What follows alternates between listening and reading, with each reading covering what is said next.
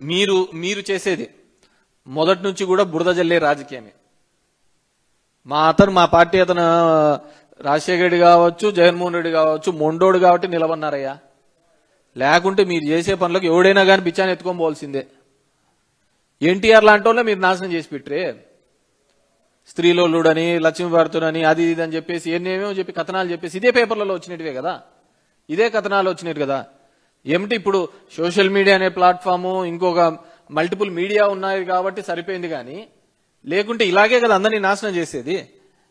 కాబట్టి మీ లైబ్రరీ ఏందో, మీరు ఈ విధంగా ఏ విధంగా కట్టుకథలు అల్లి ప్రజల్ని మోసంగా చేయాలనే ప్రయత్నం అప్పుడు చేస్తున్నారు, ఇప్పుడు చేస్తున్నారు. You are successful in that. ప్రజల్ని ఏ విధంగా మోసం చేయాలి, మ్యానిపులేట్ చేయాలి, వీటిలో మీకు మించినోడు లేనే లేడు. ఖచ్చితంగా దాంట్లో అన్ని డిగ్రీలు మీకే ఇస్తారు. కానీ ఇది ప్రాణాలకు సంబంధించిన విషయం, పేద ప్రజల ప్రాణాలకు సంబంధించిన విషయం. మీరు అంటున్న బార్ కోడింగ్ ప్రతి ఒక్కరి దగ్గర పనిచేయదు, అందరి దగ్గర ఫోన్ పే ఉండదు. ఎక్కువ మీ బ్రాందీ షాపులలో, దీనిలలో మీ షాపులలో ఉండేది 80% దినకూలీలే వచ్చి తాగుతా ఉంటారు. దినకూలీలు వచ్చి చేసే వాళ్ళ దగ్గర ఫోన్ పేతో పెట్టుకొని చేసుకొని, లేకుంటే స్కాన్ చేసుకొని ఇది ఒరిజినల్ డూప్లికేట్ అని ఉండదు. నిన్న మొన్న ఏదో చిన్న వీడియోస్ కూడా వచ్చినాయి, బీర్వి అవన్నీ టెక్నికల్ గా మనం చెప్పేది కాదు. కానీ సో ఖచ్చితంగా కల్తీ మద్యం అనేది ప్రతి చోట, మొలకల చెరువులో మొదలైన సంఘటన విజయవాడ నడిబొడ్డున ఇబ్రహీంపట్నంలో ఉన్న చోట మా ధర్మవరంలోనూ కూడా ఉంది. మా ధర్మవరంలో ఎవరిని అడిగినా చెప్తారు, రైల్వే గేట్కి అవతల పోయి అడిగితే ఎవరైనా చెప్తారు పైన క్యాప్లన్నీ తీసేసి అమ్ముతా అంటారు అని చెప్పేసి. సో డెఫినెట్ గా టేక్ స్ట్రిక్ట్ యాక్షన్ అగెన్స్ట్. ఎందుకంటే చంద్రబాబు నాయుడు గారు ఇప్పుడు మీరు అది కట్టాము ఇది కట్టాము దానిల కోసం కాదు, కీర్తి ప్రతిష్టల కోసం పాకులాడండి. గోన సంపాదించుకునేదంతా సంపాదించుకున్నారు. ఇంకొక 40 తరాలు ఇంట్లో కూర్చొని తిన్నా కానీ సరిపోయినంత డబ్బులు సంపాదించుకున్నారు కాబట్టి లేదు ఇంకా ఆ కీర్తి ప్రతిష్టలు. ఇప్పుడు రాజశేఖర రెడ్డి గారికి కానీ ఇంకోరు కానీ ఏమున్నాయి, ఆయన లేకపోయినా కానీ ఇంకా కీర్తి ప్రతిష్టలే కదా. డెఫినెట్ గా ఎవరైనా 1000 సంవత్సరాలు బతకరు. కానీ మన కాలంలో మనం ఏం చేస్తాం, ఎటువంటి పరిపాలన అందించినాం, మస్తుకు చెప్పుకోవడానికి 2 పథకాలు లేవు, 2 పెద్ద కన్స్ట్రక్ట్ చేసినవి ఏంది లేవు. సో మనగా కల్పించుకొని చేసుకుంటున్న తరుణాలే ఉన్నాయి. కాబట్టి డెఫినెట్ గా ఈ కల్తీ మద్యం అనే దాంట్లో వీటి మీద కఠినమైన చర్యలు తీసుకోవాలని చెప్పేసి ఈ ప్రభుత్వాన్ని డిమాండ్ చేస్తున్నాను.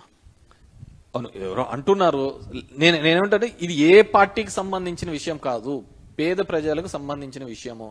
ఖచ్చితంగా ఇక్కడున్న ప్రభుత్వంలో నేను చెప్పిన ఇవన్నీ ఉన్నాయి, ల్యాప్సెస్ ఉన్నాయి. ఈ ఇన్వెస్టిగేషన్ ఎలా జనార్దన్ రావు అనే అతను వస్తాడు, వచ్చిన అతను సిట్టుకు వచ్చిన తర్వాత వీడియో ఎలా రిలీజ్ చేస్తాడు, వీడియో రిలీజ్ చేయాల్సిన అవసరం ఏముంది, రిలీజ్ చేసిన వాళ్ళు ఎవరు, ఎందుకు చేయాల్సి వచ్చింది, నువ్వు కాన్ఫిడెన్షియల్ ఉంటే ఈ డాక్యుమెంట్స్ అన్ని కూడా కోర్టుకు సబ్మిట్ చేయి.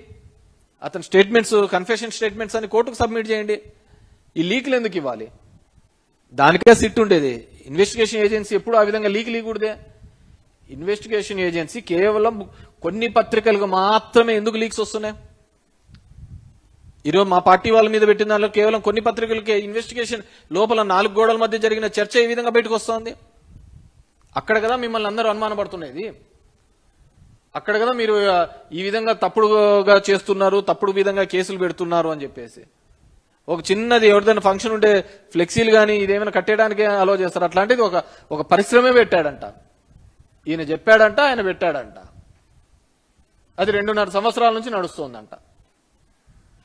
వీళ్ళేమో ఎక్సైజ్ వాళ్ళేమో పాపం తెలియదు కదా, పాపం ఫస్ట్ పట్టుకుంటానే 2.5 నెలలని అని చెప్పి పడేసినారు.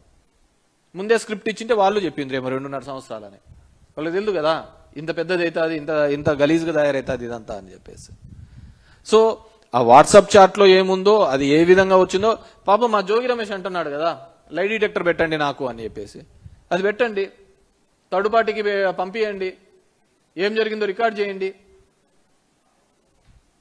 అది వదిలిపెట్టేసి ఈ రోజు ఆ లీకులు ఇచ్చుకుంటూ కప్పిపుచ్చుకునే ప్రయత్నం ఎందుకు చేస్తున్నారు? ఎందుకంటే ఈ మద్యం అనే దాని మీద మా మీద చల్లని బురదంటూ లేదు, మా మీద చేయాలంటే ఆరోపణలు అంటూ లేవు. ఈ రోజు వాళ్ళ విషయానికి వచ్చేకల్లా ఇది మళ్ళీ అప్పటి నుంచి సౌత్ ఆఫ్రికా నుంచి వచ్చింది అంటున్నారు. అది ఎక్కడి నుంచి వచ్చిందో, ఎలా వచ్చిందో మీ ప్రభుత్వం మీరు పట్టుకునే ప్రయత్నం చేస్తున్నారు. కప్పిపుచ్చుకునే ప్రయత్నం చేయకుండా దోషులు పట్టుకోవాలని చెప్పేసి కోరుతున్నాను.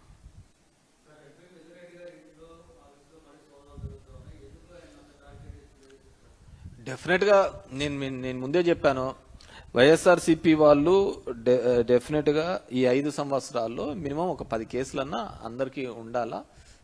అది ఒక క్వాలిఫై రౌండ్ ఉంటుంది చూసినావు మామూలుగా ఒలింపిక్స్ కి దీనిలో అట్లా క్వాలిఫై రౌండ్ అనమాట. ఇవన్నీ ఎవరైతే యాక్టివ్ గా ఉంటున్నారు అనే వాళ్ళ మీద మినిమం ఈ కేసుల పరంపర అనేది జరుగుతూనే ఉంటుంది. దట్స్ నాట్ పెద్ద సీరియస్ గా తీసుకోవాలి. వి గాట్ ఇమ్యూన్ అంతే. మాకు దాని మీద కేసులకు దీనిలోకి ఆలోచించే ప్రసక్తి లేదు. డెఫినెట్ గా అంతే కదా. డైవర్షన్ పాలిటిక్స్ లో భాగంగానే జోగి రమేష్ అనే పేరు ప్రస్తావించడం జరిగింది. ఎందుకంటే ఆయనే ఇబ్రహీంపట్నంకు పోయి అవన్నీ చేసి నారావారి సారా అని చెప్పేసి ప్రస్తావించడం జరిగింది కాబట్టి ఆయన ఏదో విధంగా టార్గెట్ చేసి ఎవడో ఒకటి దొరకాలి కదా అని చెప్పేసి అంతే దాని మీద అతని మీద బుడదేయడం, అతని తిప్పలు అతను పడతా అంటాడు. ఇన్ని సంవత్సరాలు జరిగేది అదే కదా, అవే జరుగుతున్నాయి. ఆ పేపర్లు అలాగే బతుకుతున్నాయి.